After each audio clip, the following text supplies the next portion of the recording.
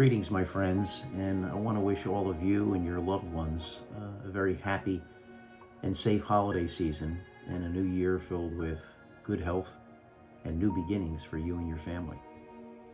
You know, the holiday season can be such a challenging time for those families who are mourning the loss of a loved one. For some people, you may be facing the first holiday without a loved one at your side. And for many others, the holidays can be triggering because even though your loved one may have passed at an earlier period in your life, you still grieve for them because of all they meant to you in your life. Grief during the holiday season has also become much more complicated the past 2 seasons due to the global pandemic. Many families were not able to celebrate last year in the same way they had in the past. And of course, this year, we have the added strain of the new Omicron and Delta variants to contend with. There are also many micro griefs we continue to mourn, brought on by the pandemic itself, separation from our loved ones, feelings of loneliness and social isolation, anxieties we have over the future, and either the loss of a job or of a personal relationship. And of course, families today may be further alienated by internal disagreements over not just the political environment, but differences of opinion on the policies surrounding vaccinations and the wearing of masks. I come to grief as a bereavement and grief specialist, having experienced, like many of you, losses. The loss of my older brother during my teens, the most traumatic event in my lifetime, and in more recent years, having lost my dad, a dear brother-in-law, my wife's parents, my mom, and my sister-in-law.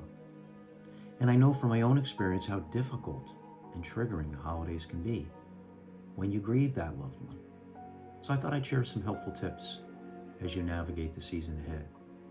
First, just to remember that even during periods when we're not grieving the loss of a loved one, many of us experience family and social pressure to have that Hallmark movie type of holiday.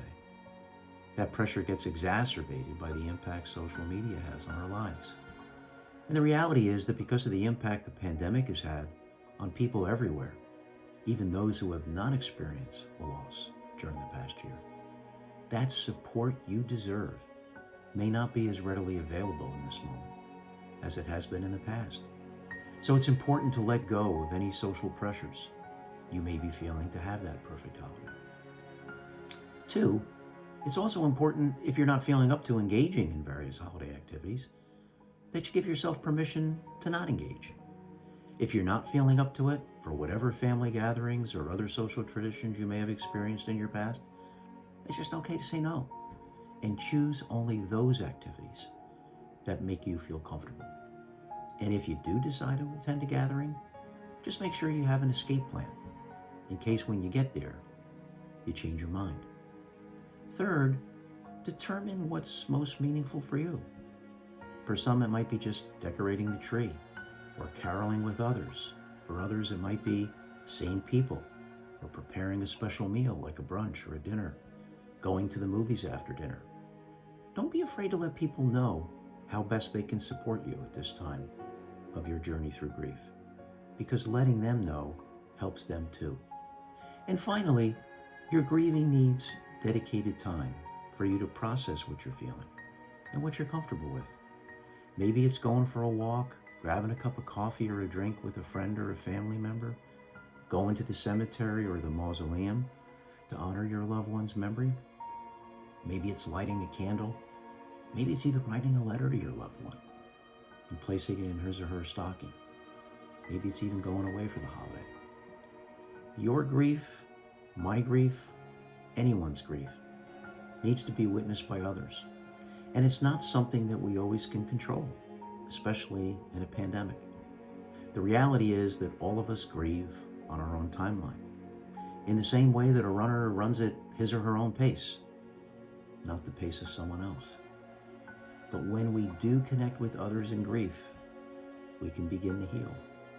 So to those of you who are walking this journey of grief during this challenging holiday season, please know that you are in our thoughts and prayers, and that God is with you today and every day. And so I want to close with a special poem. I hope it gives you as much comfort as you grieve your loved ones as the comfort it has given me in my losses. And the name of the poem is I Thought of You Today. I thought of you with love today, but that is nothing new.